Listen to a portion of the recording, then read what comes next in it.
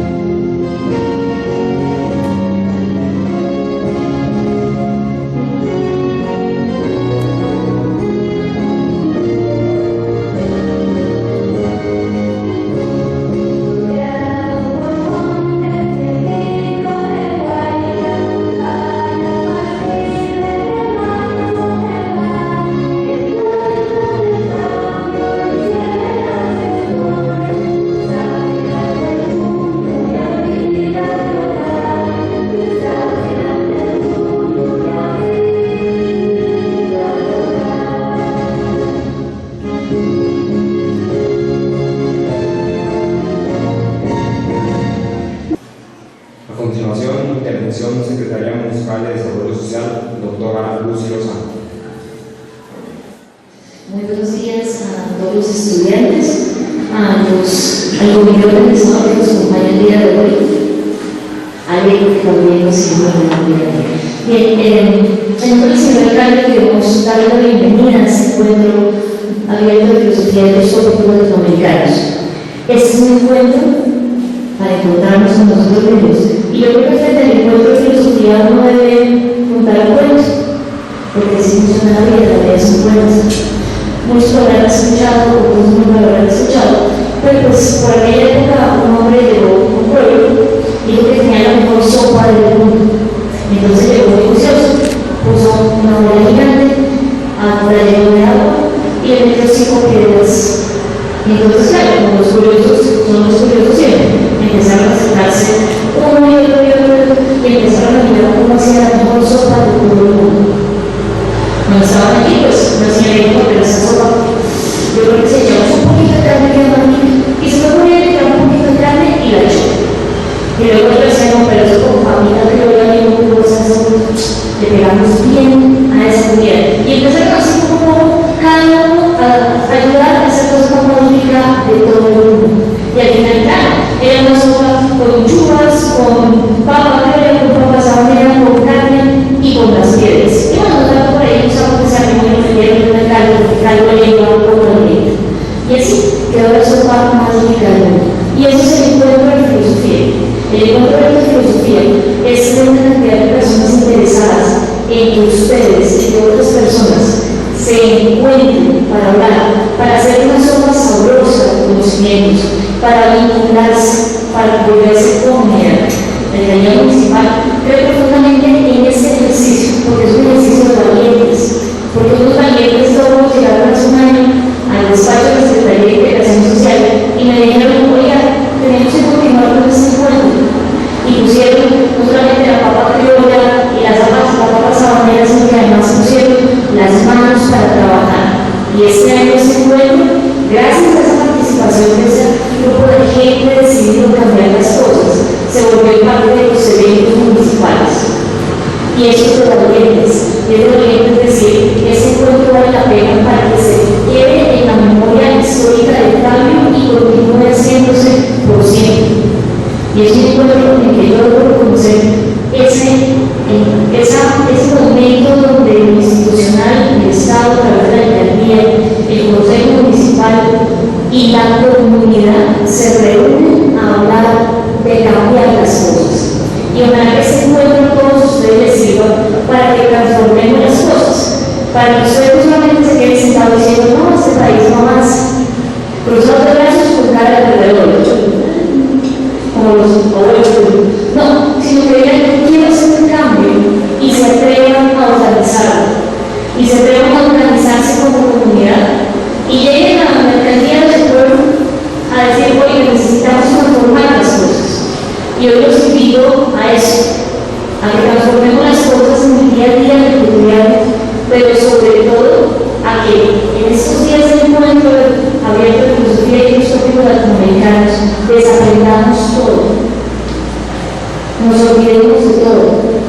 volvamos a construir conocimiento, porque tenemos esa maravillosa posibilidad.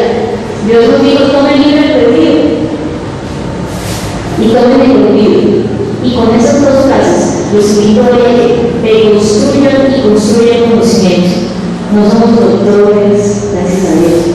Esos son los médicos de la que hablar. Otros hasta estudiantes inventarios, tal vez sean doctores.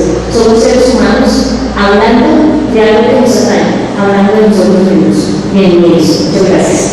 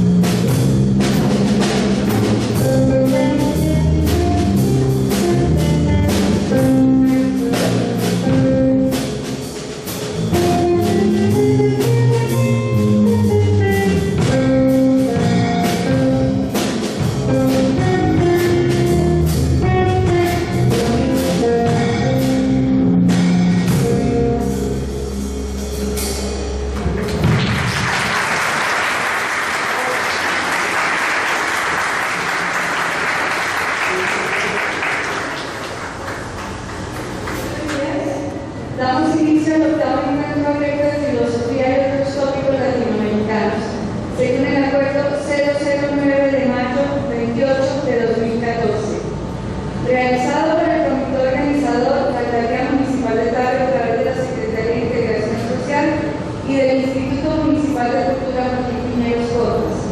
Los colegas participantes, los ponentes provenientes de distintas instituciones y un gran número de personas particulares que han colaborado para su organización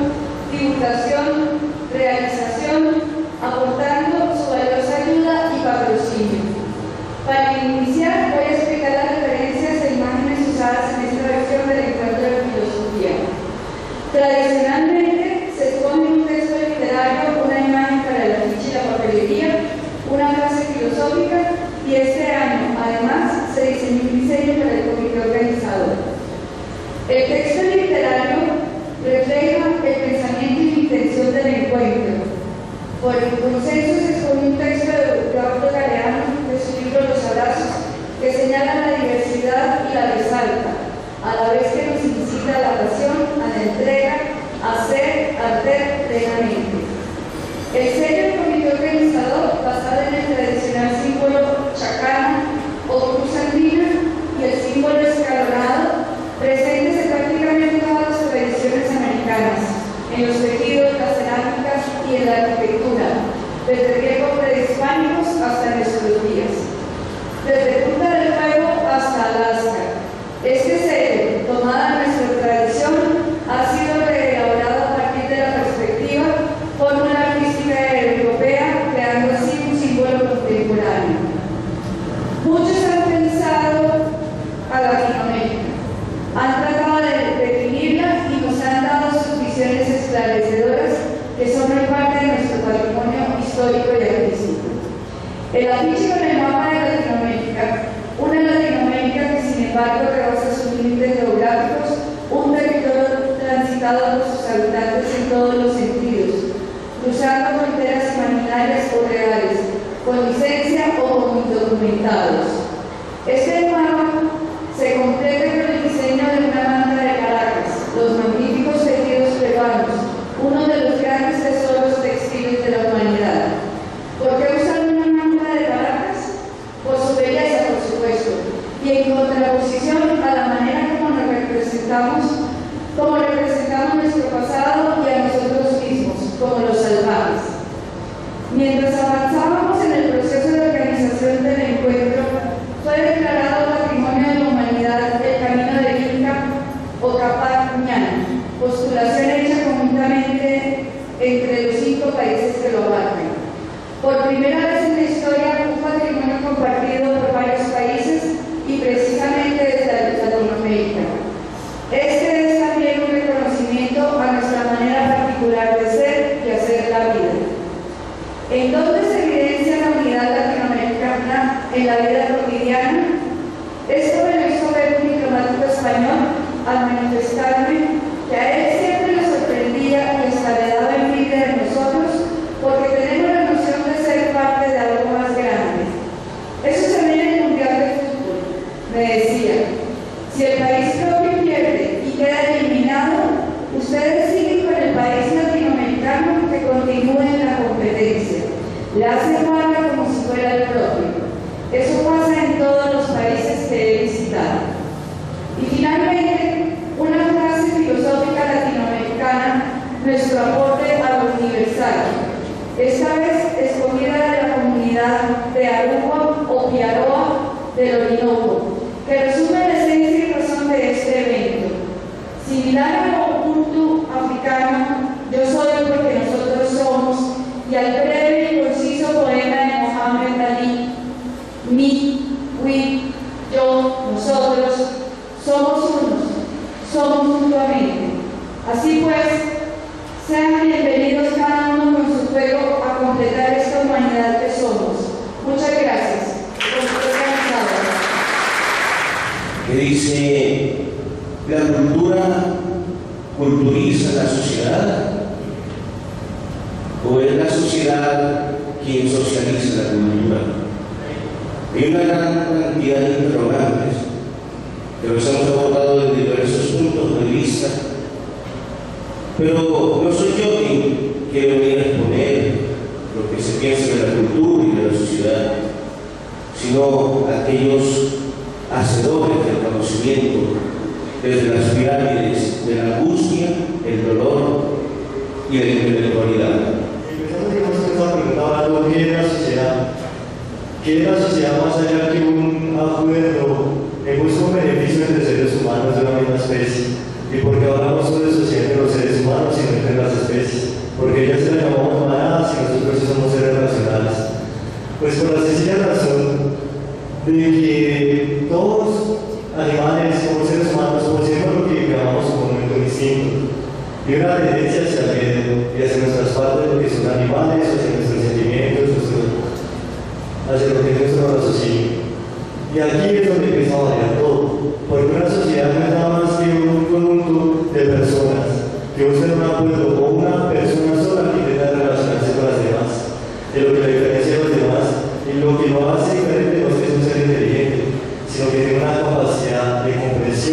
experiencias vivas que lo permiten relacionarse con los demás.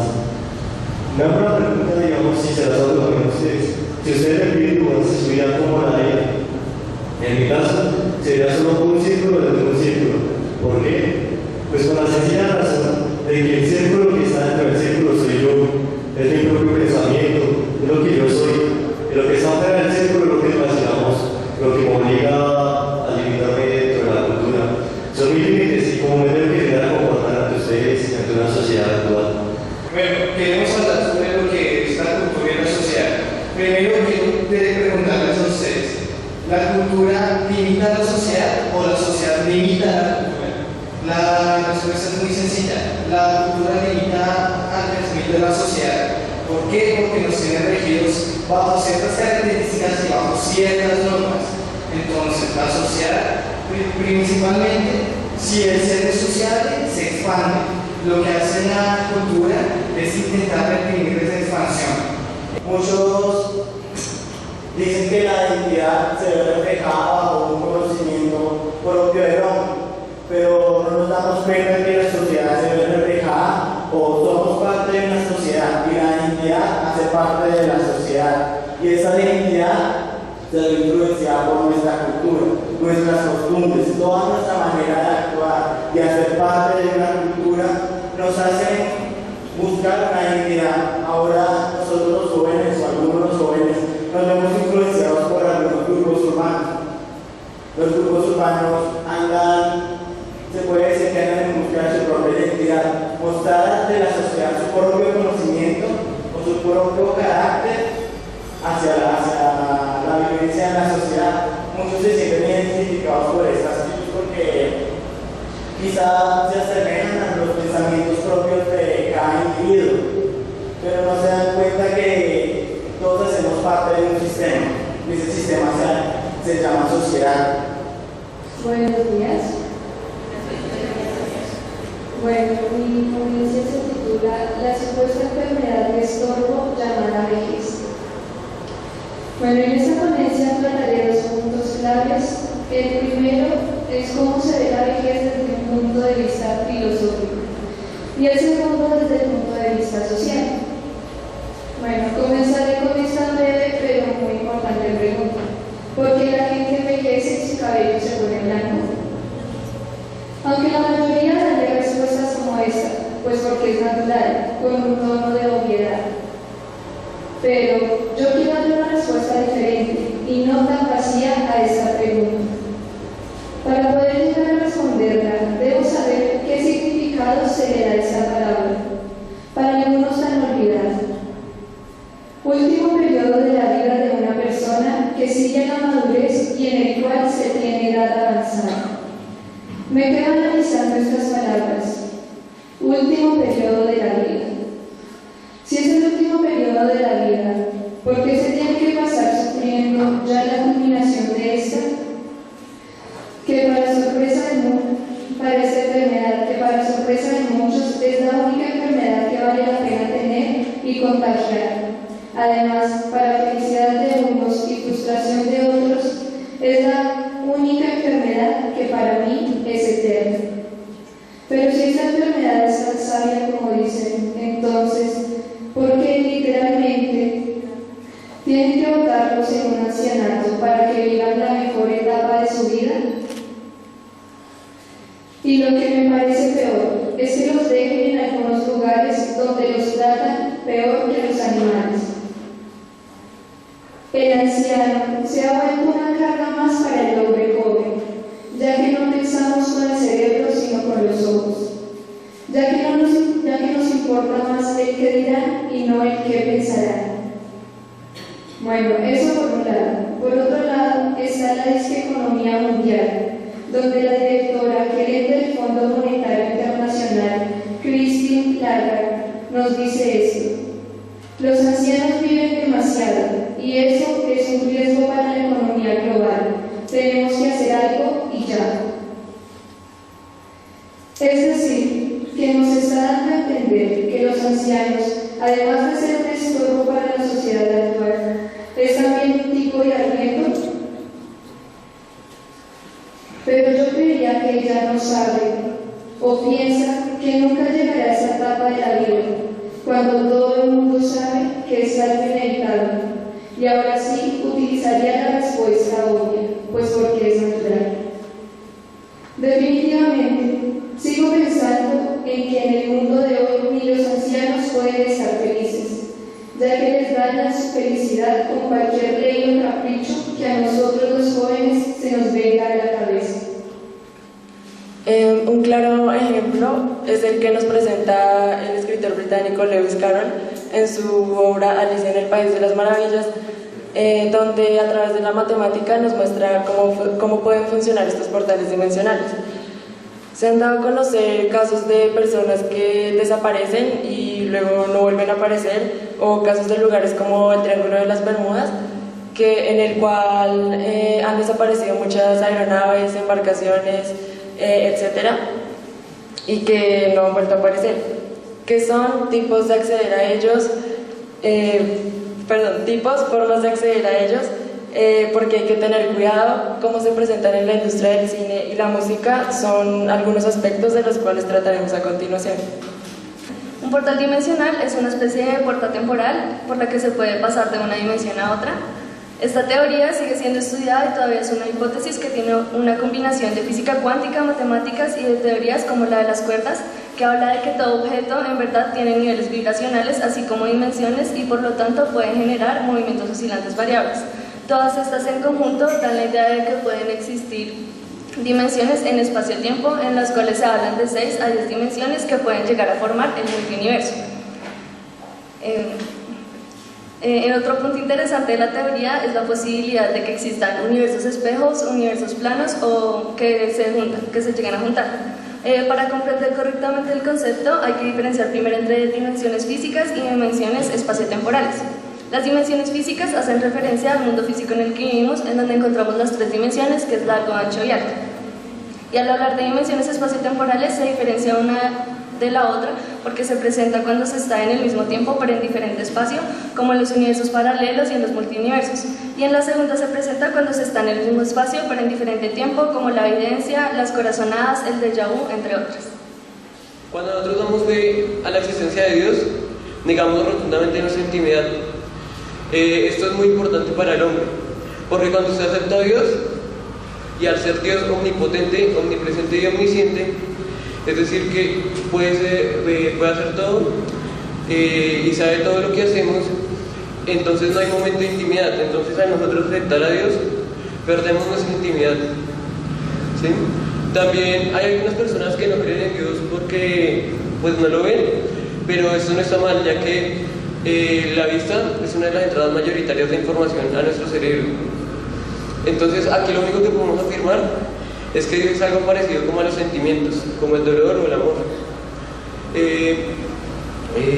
También si partimos de que Dios es una energía y nos encontramos frente a la ley de la termodinámica, la cual dice que la energía no se crea, no se acaba, sino que se transforma, entonces podríamos decir que al ser Dios una energía, nadie lo creó y nunca se acabará.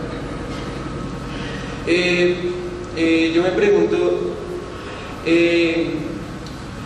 me voy a centrar en las religiones protestantes y las católicas.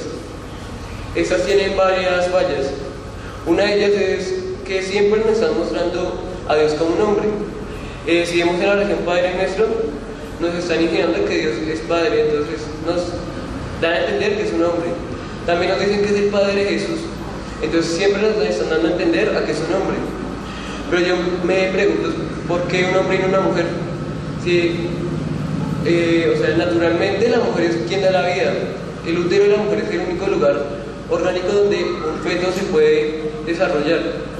Entonces yo me pregunto por qué muestran a un hombre si anatómicamente no se puede tener, un hombre no puede tener hijos, ¿sí?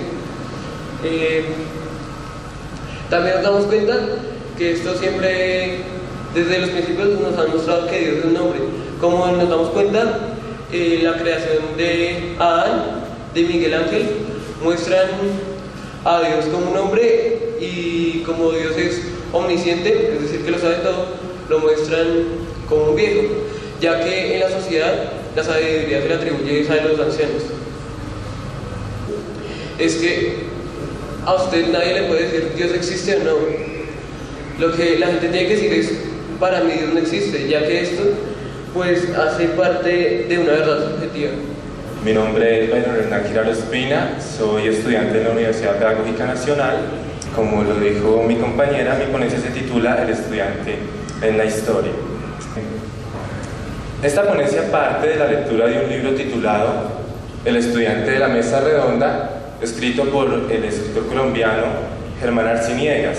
El objetivo es hacer un llamado a los jóvenes, a los estudiantes, y recordar algunos procesos históricos en los cuales estos han sido los actores fundamentales, ya que considero que, como diría Germán Arciniegas, los estudiantes llevan el gesto de la revolución en el alma y son los encargados de buscar la libertad, que ha sido el eje rector del pasado y el futuro de Hispanoamérica. Pero ¿por qué hablar de los estudiantes? Porque como joven me estaba preguntando si el hecho de ser estudiante y de encontrarme en esta edad implica una conexión con la realidad e implica además tener una responsabilidad por el solo hecho de existir, por el solo hecho de actuar o dejar de actuar.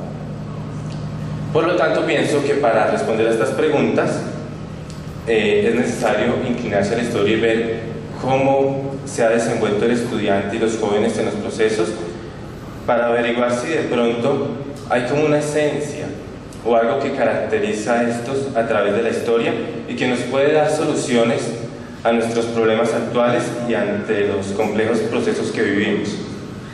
En el libro él comienza hablando del estudiante más o menos desde el siglo XII, por lo tanto también voy a realizar este recorrido. Para situarme en el estudiante del siglo XII, tengo que decir que este se encuentra en una Europa que está marcada por el feudalismo. Por lo tanto, es una sociedad esencialmente agrícola, marcada principalmente por el poder de los señores feudales sobre las tierras y los siervos. Y el yugo eclesiástico, que además de poseer grandes extensiones de tierra, intervenía en los asuntos morales de los pobladores y poseía los grandes valores culturales, la lectura y la escritura. Esto es muy importante porque al poseer el yugo eclesiástico, estos dos valores de la lectura y de la escritura, le estamos dando como la labor educativa. Por lo tanto, los jóvenes tienen que estar metidos en ese proceso que viene desde la Iglesia. Las universidades más sobresalientes de la Edad Media fueron la Universidad de París, la de Bolonia, la de Oxford, Siena, entre otros. Es un estudiante que se caracteriza por exaltar teologías metafísicas incomprensibles, verdades del dogma. Además, comienza a defender la religión católica con argumentos, esto sobre todo por la influencia de la Iglesia en la educación en este tiempo. Entonces, este es muy importante porque hace que el estudiante del siglo XVI sienta como si el mundo creciera. Es que se le dificulta a uno imaginarse pues, que de un momento a otro le digan que existe otro lugar donde hay más personas, una cosa desconocida, hay un poco pues, de vegetación, de árboles, de frutos, de comida que usted nunca ha probado, animales que nunca ha visto, y por lo tanto se comienza a generar un espíritu como aventurero en los jóvenes de la Europa de ese momento. En realidad, esta intervención es a nombre del comité organizador del 8º Encuentro Abierto de Filosofía y otros tópicos latinoamericanos. Primero que todo, queremos darle las gracias, unas gracias infinitas, porque el encuentro de filosofía de Tabio es en realidad todos ustedes. Inicia y el objetivo principal son los estudiantes. Y como le decía el ponente anterior, en los estudiantes está ese agente transformador del mundo. Entonces, el verlos a todos ustedes aquí reunidos, al Colegio San Isidro Labrador, al Gimnasio Campestre Nueva Granada de Tenjo, al Gimnasio Campestre de Colombia Hoy de Facatativá, al Colegio Laura Vicuña de Chía, al Gimnasio Campestre Santa Rita de Casia de Tabio, es emocionante porque ratifica nuestro lema para este 8º Encuentro Abierto de Filosofía, y es que somos uno, somos mutuamente. Cada uno de nosotros, a pesar de las grandes diferencias que podamos tener, aquí no estamos diciendo que tenemos que ser totalmente iguales como unas maquinitas o unos robots, eso no podría funcionar. A pesar de las diferencias en nuestros sueños, en nuestros gustos, en nuestros deseos, ¿sí? Tenemos algo en común, y es que estamos llamados a transformar este mundo, ¿sí? A mejorar lo que está bien, pero a hacer bueno lo que en estos momentos no está funcionando. Colombia es un país, como lo dice William Ospina, tremendamente rico en muchas cosas. ¿Cómo podemos hacer el cambio? Se preguntarían ustedes, ¿sí? Con cosas como estas: aprender a escuchar al otro, aprender a dar nuestra opinión, aprender a investigar, a consultar, a exponer, a presentar nuestras ideas. No para que el otro tenga que pensar igual que nosotros, ¿cierto? Eso sería totalmente ridículo. Sino para aprender que en este mundo estamos llenos de miles de pensamientos, como el texto que escogimos para nuestro octavo encuentro. Es un mundo de fueguitos de 1000 colores.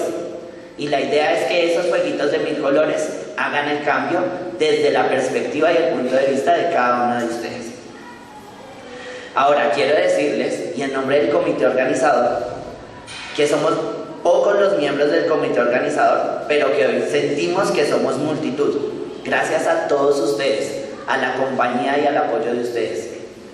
Claro, es un trabajo de todo un año, ya desde el domingo, después de que se acabe este encuentro, ya estamos hablando de qué hacer para el 9º encuentro. Y es un trabajo arduo, fuerte, constante, ¿sí? De muchas gestiones. Pero ese trabajo no tendría frutos si no fuera gracias a todos ustedes que aceptan la invitación, que consultan, que investigan y que se arriesgan a presentar sus ponencias, lo cual es signo de gran valentía.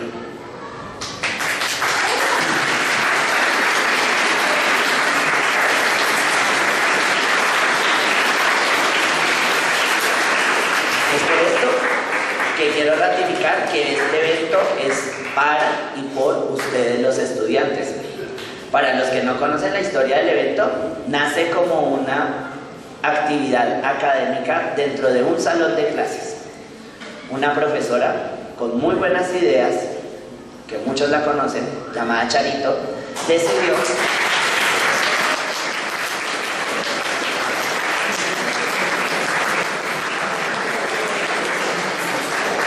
que los estudiantes no solo debían ir al salón de clases a escuchar y a responder, sino que los estudiantes también debían preguntar, cuestionar, investigar y crear conocimientos por sí mismos. Esa es una idea revolucionaria. Esa es una idea revolucionaria en un sistema educativo como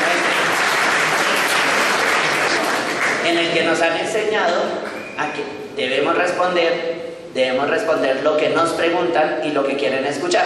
Está perfecto que sepamos responder, pero mejor aún que sepamos preguntar y cuestionarnos. Para finalizar, quiero decir que es una gran satisfacción tenerlos aquí y reiterarles que la filosofía es vida. La filosofía no es lo que generalmente estamos viendo en el colegio, que es la historia de la filosofía. Eso lo vemos porque ese es el plan curricular, la historia de la filosofía. Pero la filosofía es lo que hace cada uno de ustedes, o lo que hacemos cada uno de nosotros a diario. Preguntarnos, cuestionarnos, vivir, disfrutar, emocionarnos. Los niños, y lo quiero decir porque además hay muchos niños aquí presentes, son los mejores filósofos que hay. Porque ellos todo el tiempo se están preguntando y ellos no se conforman con un por qué sí o por qué no, sino que todo el tiempo están preguntando tal cosa y por qué y para qué, ¿sí? Entonces eso es hacer filosofía. La filosofía entonces es vida. La filosofía entonces es niñez, es adolescencia, es juventud, es apropiarse del mundo, es comérselo, es saborearlo, es cuestionarlo y además es transformarlo y recrearlo. Como el ponente anterior decía, en los estudiantes está el principal agente transformador del mundo. Los invito a que sigan disfrutando de este encuentro abierto de filosofía de otros tópicos latinoamericanos y a que transformemos el mundo todos unidos como los estudiantes. Mi ponencia se llama ¿Libertad para qué? Es un análisis que hice sobre qué es la libertad, o para nosotros qué es la libertad. Lo tomé desde muchos puntos de vista, lo tomé sobre los vicios, Dios, el libertinaje, la sociedad y el aislamiento social como una escapatoria de este mundo para llegar a la libertad. El primer punto, ¿qué es la libertad? La libertad sería nuestra capacidad que tenemos de escoger lo que queremos hacer o lo que no queremos hacer. Y siempre se toma la diferencia entre libertad y libertinaje.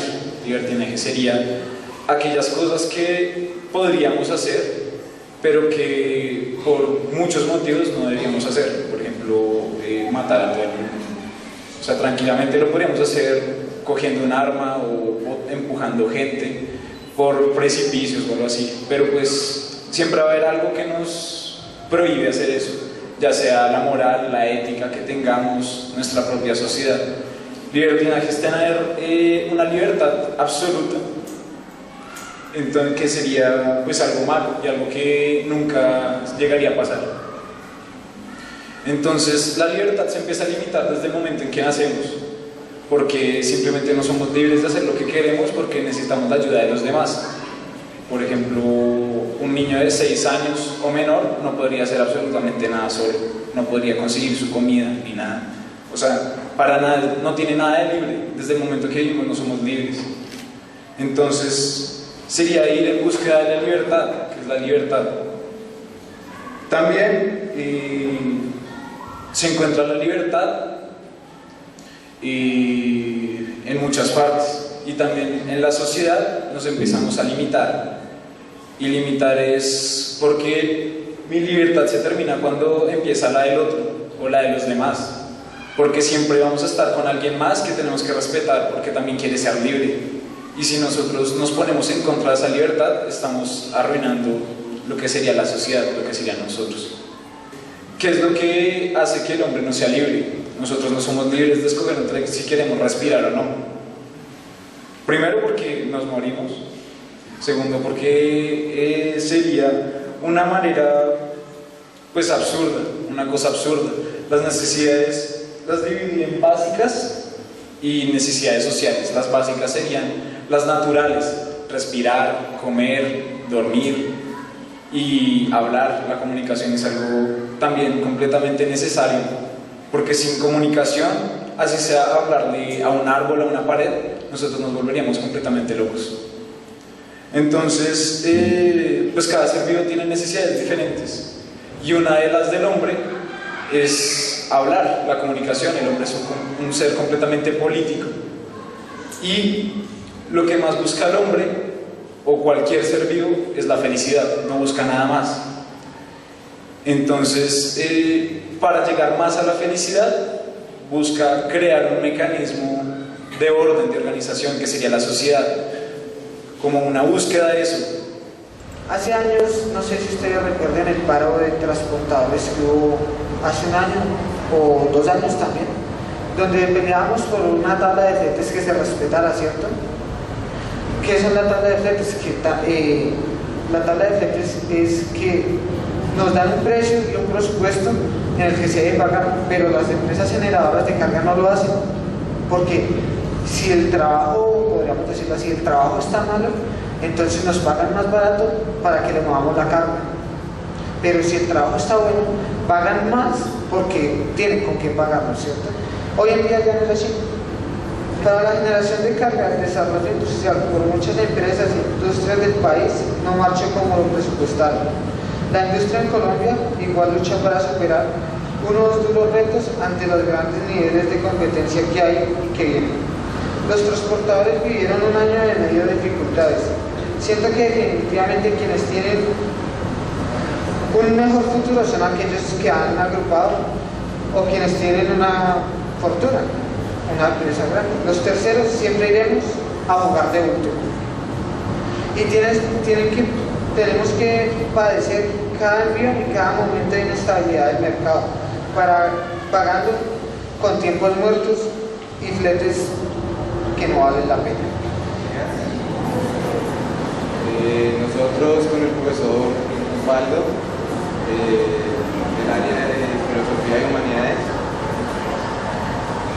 nos propusimos a mirar qué es lo que está pasando en Colombia con la educación, por qué no funciona, por qué está como está, por qué tenemos niveles tan bajos en la prueba PISA y demás estándares internacionales. Entonces voy a comenzar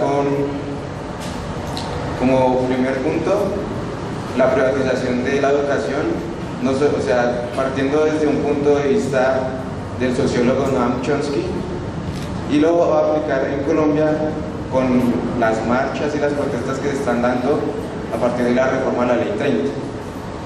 Preguntarse si en verdad estamos siendo educados o solo buscamos memorizar textos, memorizar frases para presentar una prueba como es la prueba del examen de la admisión de la Universidad Nacional o la prueba Saber 11 IFES. Desde ese punto de vista, Chomsky escribe una carta muy bonita que se llama El asalto a la solidaridad, donde habla del carácter de la privatización de la educación. Si se habla bien de que la educación pública es una educación de solidaridad de los unos con los otros, cuando en realidad la educación pública dista en gran longevidad, en gran distancia de lo que es la educación privada. El Banco Mundial, a través de la Unión Europea y a través de diferentes organizaciones burocráticas, colocan unos estándares a niveles internacionales donde se ponen como metas para que los países en vía de desarrollo, como Colombia, con una economía emergente, alcancen esos estándares. Y en ese preciso momento es donde los gobiernos, a través de cifras, se sienten cómodos con su papel en la educación. Es ahí donde Chomsky dice, es un asalto a la solidaridad, porque de manera indirecta, aunque la profesión y la vocación del docente en su perfil ha querido ser más de cosechar el conocimiento, de la construcción de la personalidad, los estándares que propone el Estado simplemente es para alcanzar a nivel de globalización. A través de eso, fíjense cómo el papel de la educación, que es la que tiene que tener la vanguardia en salvar el mundo, en construir sociedad, en solucionar los problemas de la sociedad, termina siendo el leguleyo y el títere de unas competencias dadas desde países desarrollados a través de la Unión Europea con el Banco Mundial. Ese es el triste papel de la educación en Colombia. Ese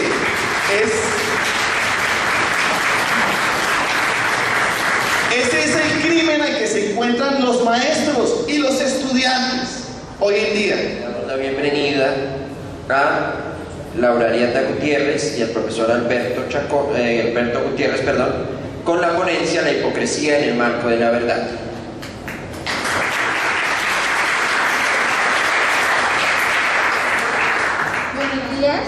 Buenos días, estimados estudiantes, a este acto que nos lleva a un grano más de conocimiento. Bueno, nuestro tema es la hipocresía en el marco de la verdad. ¿Por qué detestamos de gran manera a los hipócritas? ¿Cuándo te has encontrado la última vez con uno? ¿Te recuerdas el disgusto hasta el punto de vomitar por la conducta tan desagradable de un hipócrita? ¿Cuándo has sido la última vez tú mismo un hipócrita? Tenemos dos conceptos que nos llevan a la hipocresía. El primero es determinar qué es el alma y qué es el espíritu. Entonces definiremos alma y espíritu. Vamos a definir estos dos términos en términos bíblicos. El primero es el alma. Es el cuerpo físico del ser.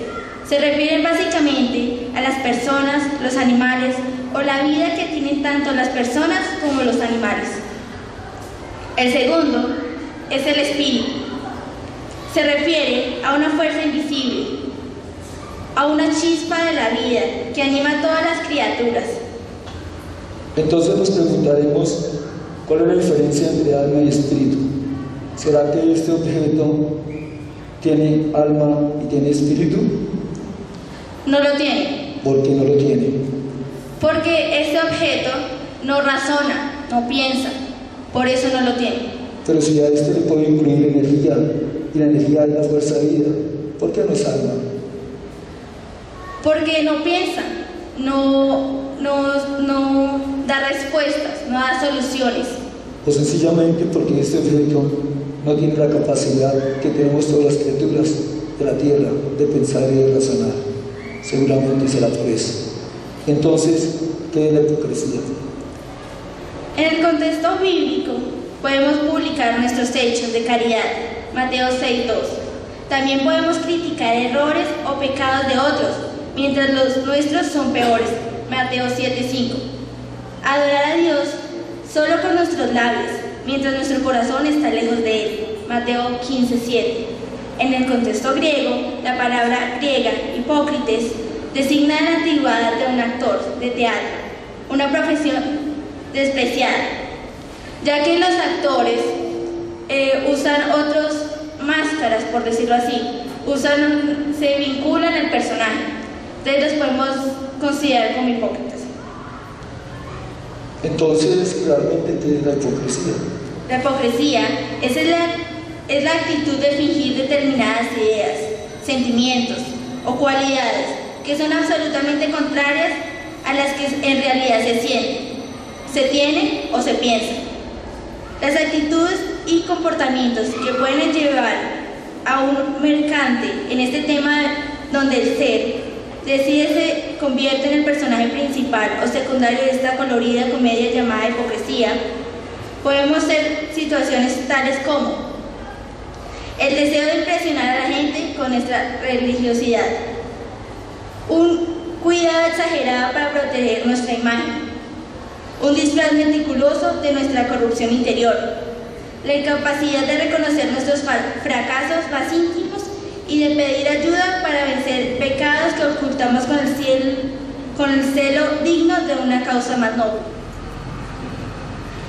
Entonces, pues, Dios crea a partir de las dudas de la existencia de algo. Yo pienso que sí, se crea a partir de cosas que tal vez aún no nos podemos explicar, cómo estamos acá, por qué estamos acá, para qué estamos acá. Y simplemente al no encontrar más respuestas, pues lo mejor fue crear un ser supremo en el que encontráramos respuestas a esas dudas.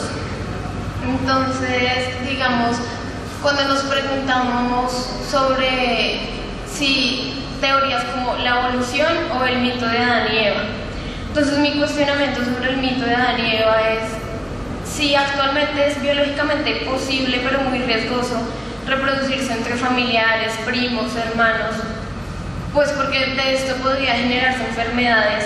Entonces, ¿cómo fue posible que tan solo de 2 personas se poblara el mundo? ¿Cómo pasó eso? Entonces, porque sin saber si existe creemos que es un ser tan perfecto y que todo lo puede sanar, todo lo puede curar? Yo pienso que esto es por lo que nos han vendido, ¿sí? O sea, ver que la imagen de un Dios perfecto es un Dios mono, alto, ojiverde, perfecto. Y, o sea, ¿por qué para nosotros alguien perfecto tiene que ser así? ¿Por qué no puede ser una persona de color? ¿Por qué no puede ser una persona bajita? ¿Por qué no puede ser una mujer?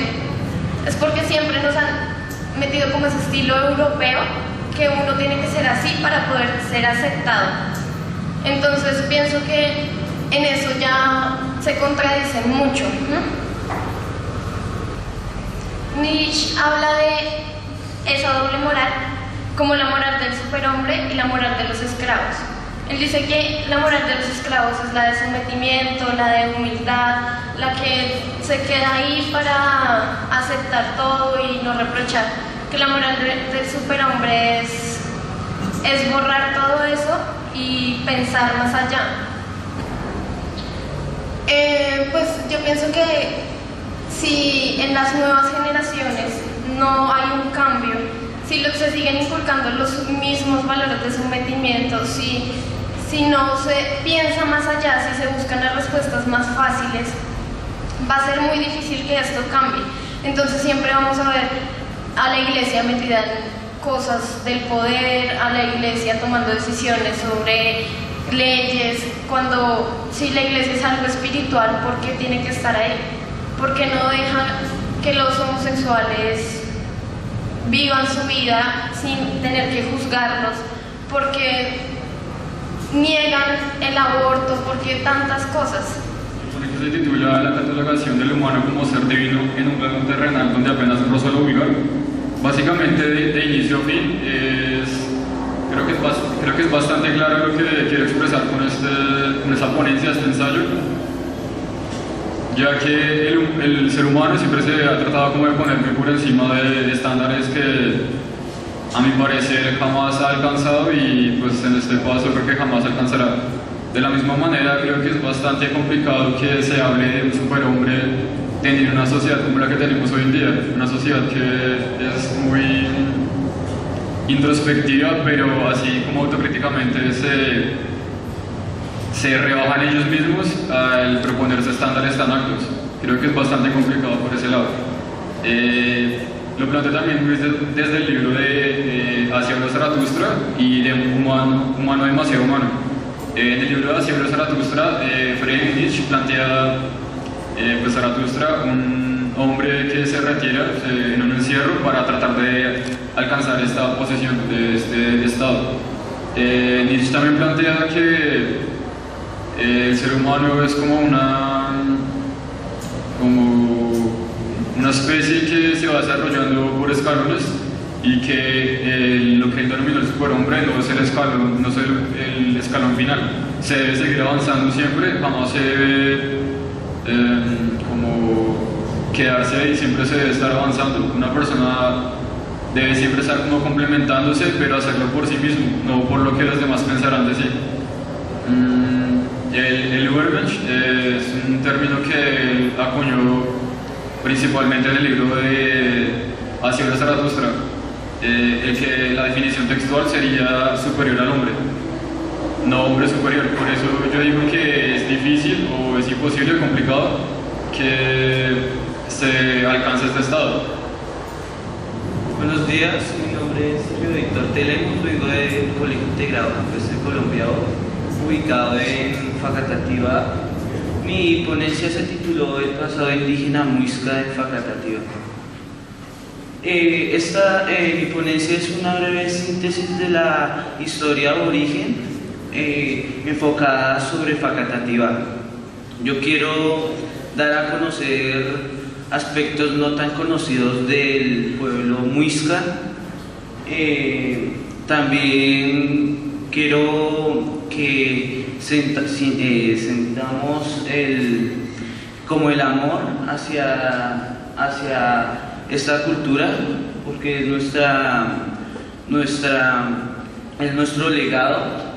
También quiero hacer una invitación, que cuidemos nuestro legado, que cuidemos lo que los muiscas nos dieron. Facatativá tiene varios nombres, como Facatativá y Tocatativá. Facatativá significa fa, afuera, a, dominio, y cata, cueva de piedra, ca, mansión del soberano, ta, labranza, gobierno, y tiva, gobierno militar. Facatativá tiene tres versiones de la posible fundación. Una de ellas es en 1538. Zipatis Jesusa muere y toman como referente ese año como si fuera fundado Facatativá. La otra hipótesis que se cree es que en el día 3 de julio del año 1600 llega el oidor Gonzalo de Mena al territorio de Facatativá, y se toma como ese año la fundación de Facatativá. La última hipótesis es que Facatativá no tiene fundación, porque cuando llega el oidor Gonzalo de Mena al territorio de Facatativá ya estaba poblado de Facatativá. Los muiscas se ubicaron en dos cacicazgos, el cacicazgo de La Chueca y el cacicazgo de Facatativá. La ubicación de La Chueca actualmente es en la cárcel de Facatativá, en la cárcel de Facatativá. Y Facatativá se ubicó actualmente no donde la conocemos, sino donde está actualmente Pueblo Viejo. Acá podemos ver un mapa con la ubicación de La Chueca y Facatativá. Los muiscas, el mayor dirigente que hubo fue el Zipa. Del Zipa le seguía el cacique, del cacique le seguía la capitanía mayor el cacicazgo, a ellos le seguía la capitanía menor, a la capitanía menor le seguía los jeques, de los jeques le seguía los guechas, y como base de la organización sociopolítica de los muiscas estaban los pregoneros. Los muiscas, su actividad económica se basaba en tres cosas. La primera era la agricultura. Las mujeres hacían esa labor porque se creía que la mujer al sembrar transmitía su fertilidad hacia la tierra. Ellos sembraban la papa y el cubio y principalmente el maíz. También se cree que pescaron y cazaron. Pescaron dos clases de peces, el pez aguapucha y el capitán. También cazaron venados y algunas aves. En la orfebrería y la cerámica. La orfebrería, ellos hacían muñecos en oro y con figuras humanas. En la cerámica hacían jarrones para almacenar y guardar la sal que era traída de la mina de Nemocón. Los muiscas, la base económica de los muiscas era el trueque. Principalmente hacían el trueque con los panches y hacían el trueque con sal y por oro. Los muiscas, su lengua materna era el chibcha. No, hay unas personas que lo confunden como si fuera el chibcha la cultura, y están erradas, porque el chibcha es la lengua materna del muisca.